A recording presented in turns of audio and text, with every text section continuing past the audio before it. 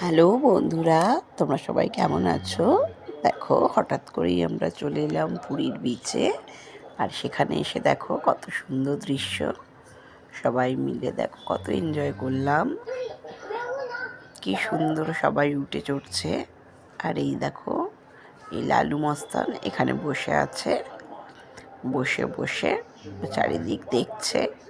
এখানে কিন্তু অনেকটাই গরম, একেবারে ঠান্ডা নেই। আমরা কিন্তু নিউ ইয়ারটা এভাবেই সেলিব্রেট করলাম। কেমন লাগলো অবশ্যই জানিও।